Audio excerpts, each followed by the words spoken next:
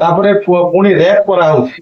ଦେଖୁଛି ମା ବାପାଙ୍କ ଆଗରେ ପିଲାମାନଙ୍କୁ ଝୁଲେଇକି ମାନେ ତାଙ୍କୁ ମରା ହଉ। ତ ଏଭଳିଆ ଗୋଟେ ଆଜିକା ଡେଟରେ ଗୋଟେ ସଭ୍ୟ ସମାଜରେ ଏଭଳିଆ ଗୋଟେ ହବାଟା ଗୋଟେ ମାନେ ଅତି ଗୋଟେ କଦର୍ଯ୍ୟ ନୃଶଂସ ଟାଇପ ଟା। ଦେଖୁଛି ପୁଣି ଆଉଥରେ କଣ ହଉଛି ସୋସିଆଲ ସାଇଟ୍ ସେ ସବୁ ଯାକ ପୁଣି ଆଉଥରେ ପୋଷ୍ଟ କରୁଛନ୍ତି, ମାନେ ଆମେ ଏଭଳିଆ ନୃଶଂସ ଭଳିଆ କରୁଛୁ, ତମେ ଦେଶ ଛାଡିକି ପଳାଅ। ତାଙ୍କର ବାଂଲାଦେଶୀ ଅନୁପ୍ରବେଶ କରିକିନା ଆମର ଏଠି ପାଖାପାଖି 6 କୋଟି ଅଛନ୍ତି, କିନ୍ତୁ ଆମର ସେଠି 1,30,00,000 ଅଛନ୍ତି। ତ ଯଦି ସରକାର ଯଦି 6 କୋଟିକୁ ଇଆଡେ ଧରିକି ନହେଲେ ସିଆଡେ ପଠେଇ ଦିଅନ୍ତୁ, ସେ 1,30,00,000 ନହେଲେ ଧରିକି ପଳେଇ ଆସନ୍ତୁ।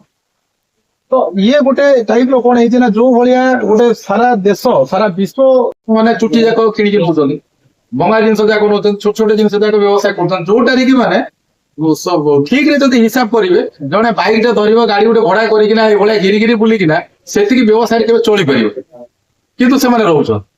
ଆଉ ସେମାନଙ୍କୁ ଫଣ୍ଡିଙ୍ଗ ବି ହଉଛି।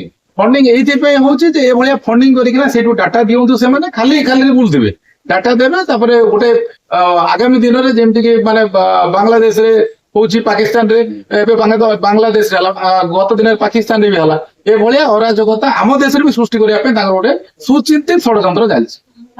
ତ ଆମର ଏଇଠି କହିବା କଥା ଯେ ଯୋଉ ନିର୍ମମ ଭାବେ ହିନ୍ଦୁ ମାନଙ୍କୁ ସେଇଠି ଏକତରଫା ହତ୍ୟା କରାଗଲା, ଛାତ୍ର ଆନ୍ଦୋଳନର ଆଳରେ, କୃଷକ ଆନ୍ଦୋଳନର ଆଳରେ, ତାପରେ ରାଜନୀତିର ଦ୍ୱାହି ଦେଇକିରି ଯୋଉ ଭଳିଆ ସେଠି ଗୋଟେ ଛୋଟିଆ ଜିନିଷକୁ ବାହାନା କରିକିରି ଯୋଉ ଭଳିଆ ହିନ୍ଦୁ ମାନଙ୍କୁ ଟାର୍ଗେଟ କରି ଯୋଉ ଭଳିଆ ନୃଶଂସ ଭାବେ ମରା ହଉଛି, ୟାର ମାନେ ଯୋଉ ପ୍ରତିବାଦରେ ଆଉ ୟାର ଆକ୍ରୋଶଟା ଧୀରେ ଧୀରେ ଗାଁ ଗହଳିରେ କୁହୁଳୁଛି।